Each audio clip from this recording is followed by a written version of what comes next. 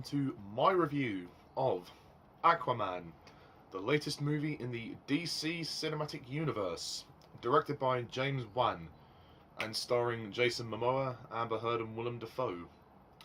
So, Aquaman. This is a movie that's been anticipated for a while.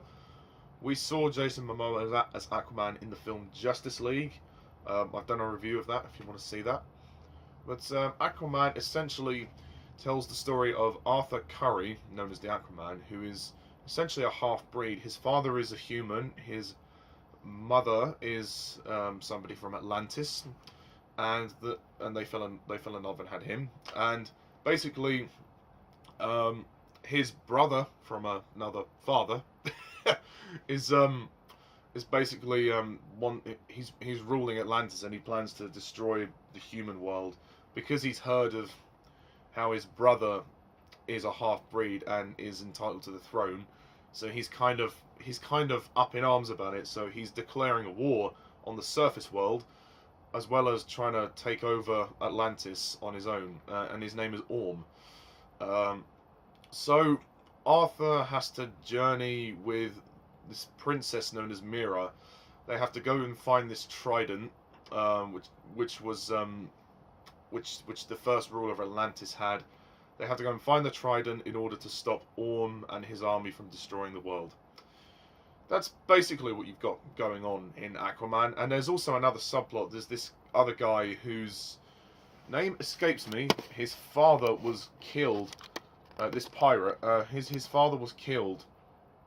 And I think his name's Manta. And he basically wants revenge on Aquaman because of his father's death. He blames him for his father's death. Okay, so that is Aquaman. How is Aquaman? Well, you know what? I think Aquaman is one of the better DC movies of the DCU. It's not perfect. I'm not going to say it's a masterpiece. I don't think this is quite as good as Wonder Woman, but it could very well be the second best of the series. Or maybe at least on the same level as Justice League. I thought Aquaman was a pretty good, pretty entertaining film, but it's not perfect. For one thing, I'm not crazy about the story. I just think the story is very cliche. I've seen this done before. It's very basic. It's what you expect. It's convoluted, like they have to go and find the trident to do this, they have to go around here, they have to go there, they have to go there. Yeah, it's just kind of a journey to where, you know, and then it all ends in a big fight. So it's been done before. But to this movie's credit, it is actually quite a lot of fun. And that's what I like about Aquaman, is the fact that it's not like Zack Snyder's movies where it's all dark and grim, and at least they tell a story. I mean, no offense to Zack Snyder, but he's not the best storyteller. He's a visual director, yes, okay. He does some good effects, but his screenwriting is not good. In my opinion, his screenwriting is not good.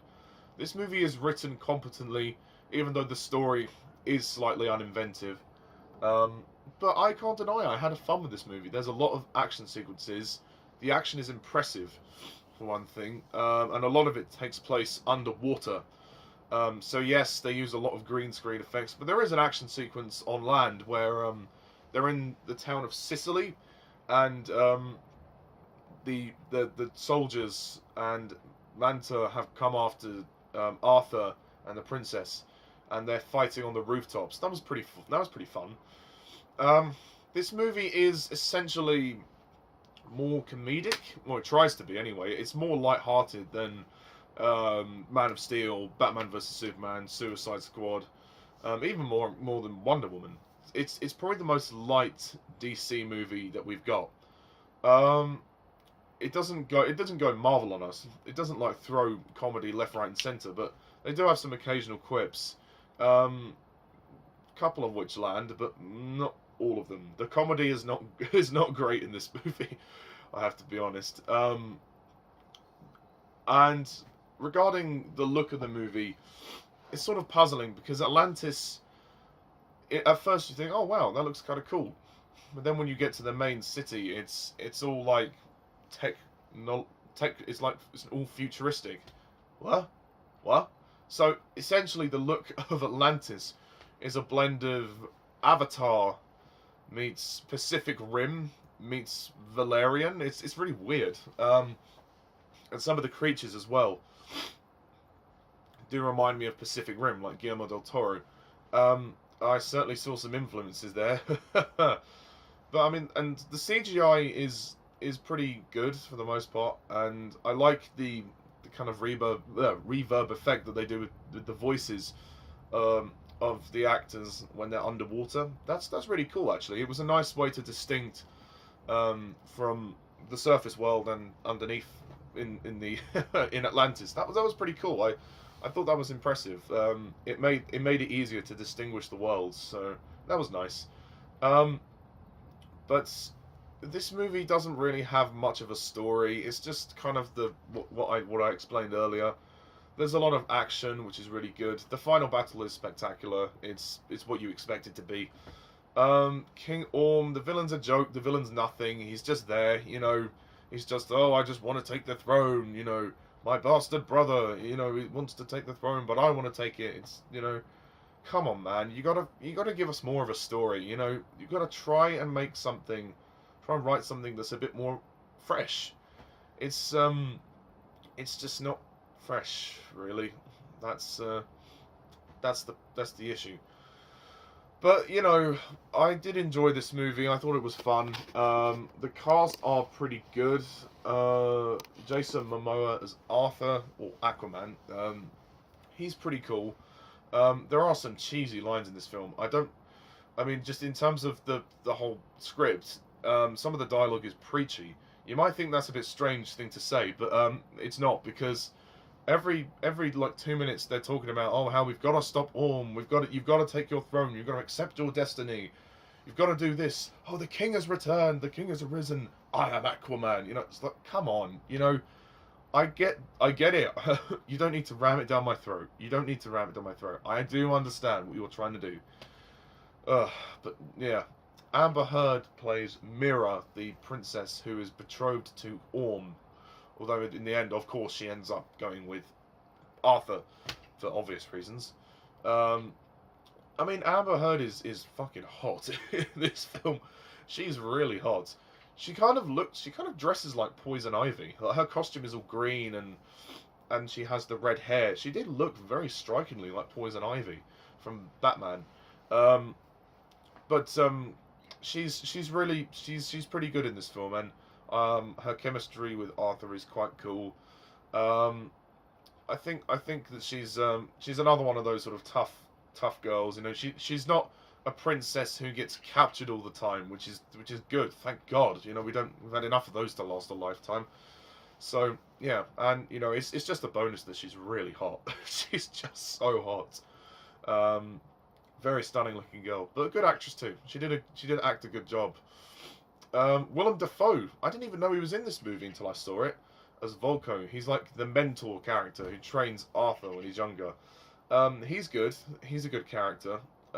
Patrick Wilson as King Orm. While he gives a good performance, the villain is just nothing. Nicole Kidman as Atlanta, who is Atlanta. Sorry, not Atlanta. Atlanta. All the names are confusing. Atlanta, who is Arthur's mother. She's good, and Temuera Morrison, who's the father, he's good too. They have a nice chemistry at the beginning. They have a nice scene where they meet and fall in love. That was sweet. And the rest of them are pretty good. Those are the main people. Yeah. And regarding Manta, I kind of like his story. I thought it was interesting how he basically wanted revenge for the death of his father.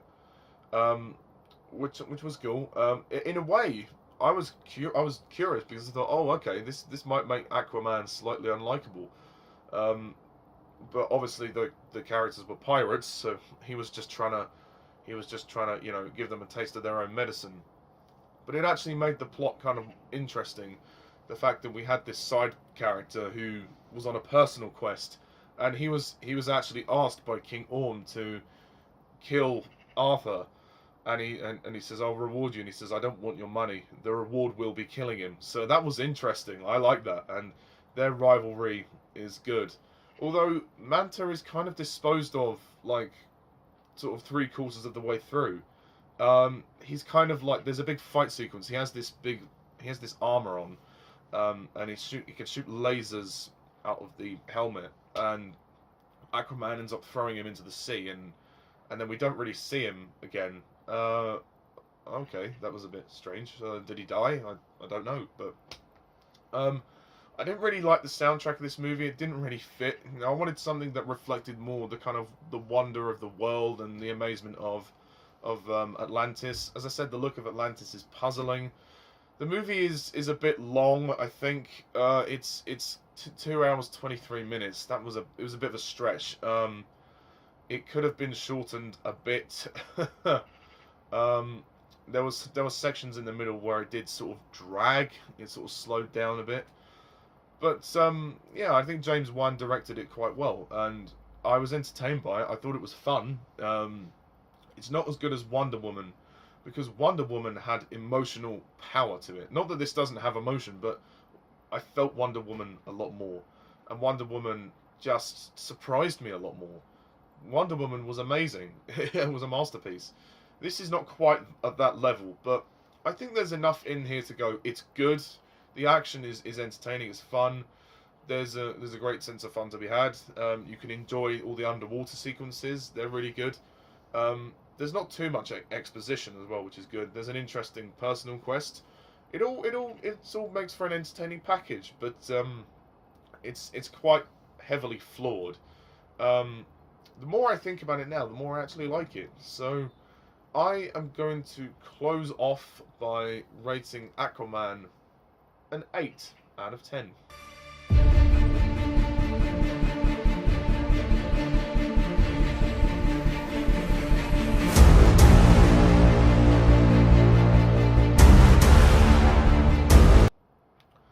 You know what? Thinking about it now, it's actually better than Justice League. And I didn't think it was going to be. I didn't think it was going to be this good. I'm not saying it was perfect, but it was pretty damn good. And if this is to be the start of the DCEU raising their game, then I am all for it. You know, I look forward to Wonder Woman 2 next year, and I look forward to what they've got in store, because at least, you know, they're not like Marvel where they're releasing every, 3 films a year. I do like the MCU, but 3 movies a year is a lot, so especially for them, it must take ages. They pretty much do nothing else but make the movies. So yeah, that's Aquaman. I would recommend you go and see it. You'll have a fun time with it. And it is actually one of the better DCEU films, surprisingly. So yeah, thank you guys for watching. Stay tuned for future reviews. I will have to review Suicide Squad at some point. It's the only DC film I haven't reviewed yet, so I'll do that at some point. Review of Wreck-It Ralph and Ralph Breaks the Internet is coming, as well as the original Mary Poppins film, in preparation for Mary Poppins Returns, which is coming out next week. At the time I'm recording this, it's next Friday is when it comes out. So, until then, folks, thank you all for watching, and as always, I'm Mr. Tarnus11. See ya.